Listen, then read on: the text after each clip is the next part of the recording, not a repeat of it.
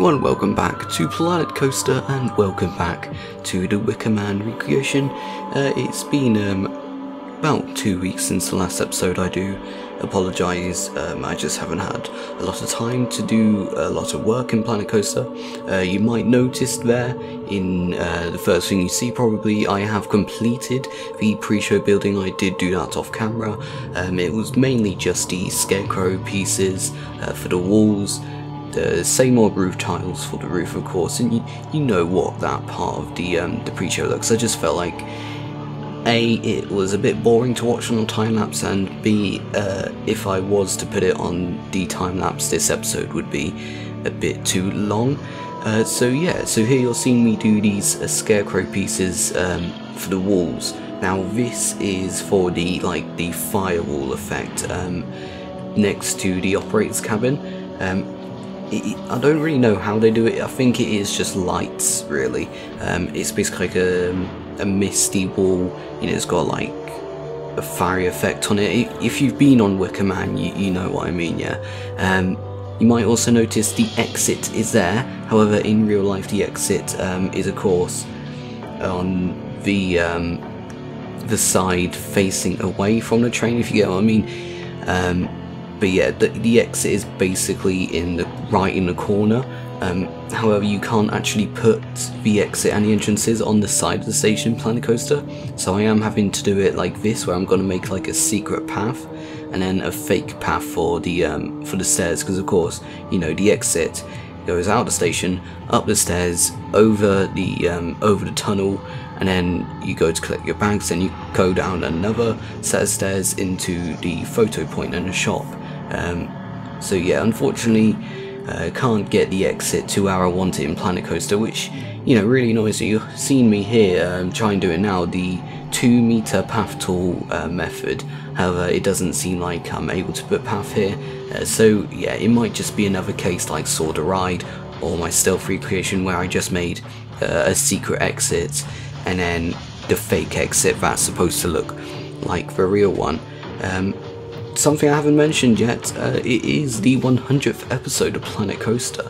That's, you know, quite a big milestone really. It started all the way back in August 2017, where I didn't know how to do these videos. I was an absolutely rubbish Planet Coaster builder back then. Oh god, I'm looking back at Tekka Park, which was my first park, and like, oh, it's terrible. It is genuinely terrible. But yeah, 100 episodes of Planet Coaster. I mean, there have been a lot more Planet Coaster videos in general than 100, but in terms of like time-lapse and actual episodes, this is the 100th one.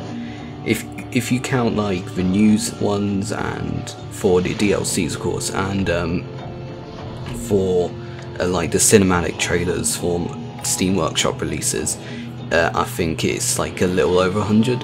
But yeah, this is the 100th episode, so yay. I mean, I guess it's not really that big of a milestone, but sure. Yeah, I think I may be starting the floor of the track in the station, because of course in real life the track in the station is all like wooden planks, and you know, the stations in Planet Coaster, they have like a big hole underneath them, which is really annoying. It's really unrealistic, you know. So yeah, so this is what the station in Wicker Man in real life looks like. It's just these wooden planks underneath the train, really. And yeah, so that's basically what I'm doing. So as this time-lapse goes on, I'm going to talk about something that might be happening in Planet Coaster this month. And I think I talked about this before, where there's apparently a new update and DLC coming this month. Nothing has really been announced apart from them saying that an update is coming. They said nothing about a DLC, but there's a lot of rumour right now in the Planet Coaster community, especially in Bro Nation, that there is going to be a DLC alongside the updates, which is, you know, that's normal really. That's what Frontier normally do. They normally do a DLC with lots of stuff in it, and then they also do an update which also has a lot of stuff in it. So, you know, you know, if you can't get the DLC, then, you know, you still got the update. You know, the update still has some rides, it still has some scenery, you know. I'm interested to see what's coming to the game, you know. If, for those of you who've been watching my videos for a long time, you know that the two coasters I really want in this game is a Gerslar Infinity and the B&M Mini Dive Coaster. Those are the two coasters I really want. You know, they're not amazing coaster types at all, really, but I feel like the dive coaster in the game already, it's really unrealistic. And I think it all comes down to the way they made the holding brake, and just before you drop, they made it so that the train is held completely vertical, when in real life it's held at about 45 degrees. And also they made the holding brake too steep. Like normally with a dive coaster, the holding brake is about 70 degrees, and then it does the rest of the 20 degrees along the drop, whereas in Planet Coaster it's straight to 90 on the holding brake, and it just makes it look really janky and not realistic at all, which is why, you know, I've never really done a dive coaster in the game. And I've tried many times, but, you know, it's dive coasters dive coasters in the game, sorry, they're not realistic enough for me to use. Here you'll see me realise that, there's a window here. Yeah, I completely forgot that the window, and it is one of the most pointless windows ever. Why? Because it's a window on the outside, but on the inside, it's just a wall there. It's a window that you can't see out of. Why? There's also a window at the operator's cabin, but that's for the operator to look through, so it actually has a purpose. But this window here, you know, it has a wall in front of it, so you can't even see out of it. And I'm not like saying like a temporary wall or a board or anything. There's like an actual wall in front of it, and you know, why on earth is it there if it's not going to be used? It's just a bit stupid, really, how they have a window there and they don't even use it. But yeah, gonna talk a bit about the limitations of Planet Coaster right now. The pre-show building and the station building is a little inaccurate, I do have to admit that, and it does come down to the way Planet Coaster has been made.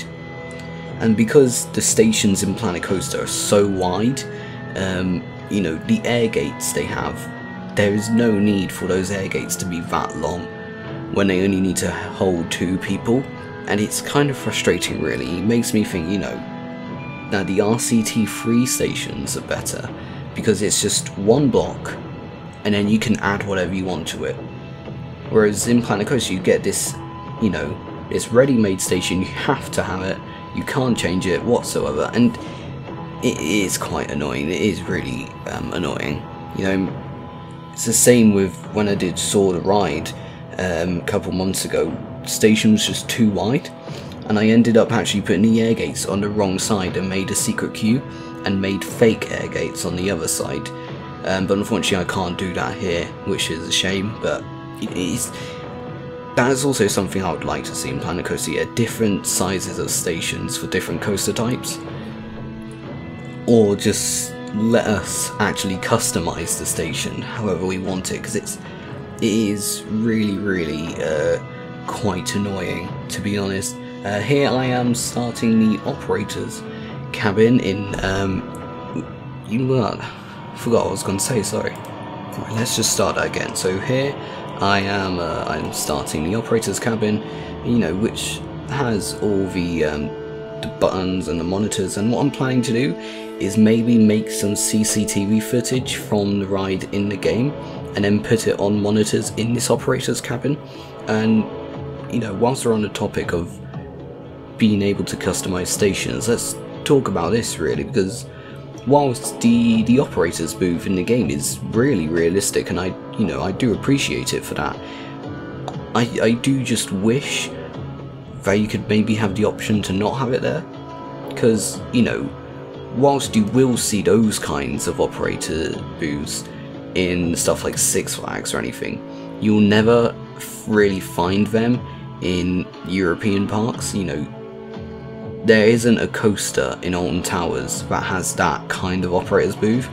You know, every coaster in Alton Towers has the operator's booth in this little cabin, and it just makes me think, like, surely we should be able just to remove it and just make our own operator's booth, really. You know, you gotta work with what you got, and considering that the other option right now is Roller Coaster Tycoon World Adventures, which is it looks even more dreadful than Roller Coaster Tycoon World, and I don't know how they managed to make it look more dreadful than that. But I don't understand why Atari are even still trying with Roller Coaster Tycoon. They've been beaten by Frontier Planet Coaster, they've been beaten by Parkitect, and everyone in the theme park community hates Roller Coaster Tycoon now. And you know, if they're, well, sorry, not if, and the only Roller Coaster Tycoon players out there don't even play World or Adventures, they play number 1, 2 or 3. You know, it is really, really annoying that Atari just keep trying to get our money and our attention with this, and that's what Atari has become, really. I don't think it is just Roller Coaster Tycoon, it's all their classic games that they're trying to bring back, and they're not trying to bring them back properly, they just want to make another version of it just to get more money. And the sad thing about it, with Roller Coaster Tycoon World, it worked. Atari succeeded with Roller Coaster Tycoon World, it was a success for them. What they wanted to do, they wanted to make another Roller Coaster Tycoon game just to get more money, and it worked. They got a profit out of it. I mean, it's, you know, Frontier got an even bigger profit out of Planet Coaster, much bigger profit out of Planet Coaster, but, you know, it's kind of sad that Atari can just throw around whatever games they want and they still succeed. But you know, well, actually, Roller Coaster Tycoon World has been taken off Steam now, so you never know. Anyway, so here you'll see me do like the roof arches, the roof supports, whatever you call them, and these things in real life have a lot of detail on them. They have like ropes, they've got like metal connectors on them, they've got banners of course, and of course you will see me do the rectangular banners a bit later on in the time lapse. And it's, you know, this is what really makes a good theme station, when so much detail has been done. Did that make sense? I don't know, but it's really what sets apart the European parks from the American parks. And yes, right, I am gonna get like Europe versus America here. America has all the big coasters, they've got all the massive airtime hypercoasters, but they lack theming. And honestly, you just take one look at the best themed wooden coaster in Europe, which is in my opinion Wicker Man, and take a look at the best themed wooden coaster over in America, which is in my opinion Mystic Timbers. And whilst Mystic Timbers, you know, it's decently themed, it's still nowhere near the level of European theming. And you know, it kind of makes you feel sorry for American enthusiasts, really. And I feel like, you know, they have the big coasters, but we have the theming. And there are a lot of people out there that don't really care about theming. But, you know, for me, what makes Wicker Man so amazing is its theming. I feel like if Wicker Man was like Megaphobia or Loakin, you know, where it's got the station, it's got the maintenance shed, you know, not really a lot of theming at all, it would rank a lot lower in my list. So right now I actually have it at number 2 behind Stealth. And I know a lot of people say like number 2, but I really enjoy Wicker Man, and it's all because of the experience you get out of it. because of all its theming and its pre-show and, you know, Big Bob. And I feel like America really does need to understand that. However, coming from that, one continent in the world right now that is getting massive big coasters with really good theming. Asia. Who would have guessed Asia? The place where all the rip-offs were is now the place that has these big massive coasters. I think it's Nagashima Sparland. Is it Nagashima? I don't know. That Sparland place in Japan. Is it Japan? I don't know. Sorry. I don't know the Asian parks that well. But they've just got that big massive RMC, and then you've got another one which has this big massive B&M wing coaster that goes in and out of a massive mountain, and oh my god, it just looks something straight out of Planet Coaster. It really, really, really does. However, let's get off that topic. Let's get back into this time lapse. You've just seen me do the wooden ceiling. Now that isn't the roof; it's the ceiling. Because I don't know why, but yeah, they have that as like a wooden roof, and then they of course have the roof tiles going over it. You know, it's kind of interesting, and it's not actually something you notice a lot in real life. I know I didn't, because it's normally just filled with smoke, and that's something I really like about Wicker Man Station. The atmosphere in it is absolutely amazing. You know, you've got smoke right across the top of it. It's got that firewall effect on the back. It's got all that lighting across the ceiling, and it's just a fantastic station, really. And you know, you've got the announcement from that Scottish man, or the Northern. Is he Northern or Scottish? You know, whoever does the voiceover, and it's like, visitors, we open the pens, take heed. It's sad that I actually remember that announcement off my heart. I remember all the pre-show off by heart, to be honest. But yeah, it's such an amazing station, really, and it's what really does set apart Alton Towers from the rest of the country. Because, you know, whilst you've got Chessington, they do some decent theming. Thorpe, they have questionable theming in some places. Blackpool, they don't bother at all with theming. Alton Towers, you know, you've got Jewel, you've got Hex, you've got Wicker Man 13, you've got Galactica, you've got Smiler, these really, really good themed rides. And yes, I am going to say Smiler is a good themed ride, because it is. Smiler actually has some good theming on it, and I think a lot of people underrate Smiler's theming. I don't know why, though. You know, a lot of people say, oh, it's just a big concrete station, it looks like rubbish. I mean, it's supposed to look like that. It's this sinister government research facility. It's supposed to look like a massive concrete building. I don't know. But you know, it's really what sets apart Alton Towers from the rest. And I don't think it's Merlin. I think it is just Alton Towers that does this.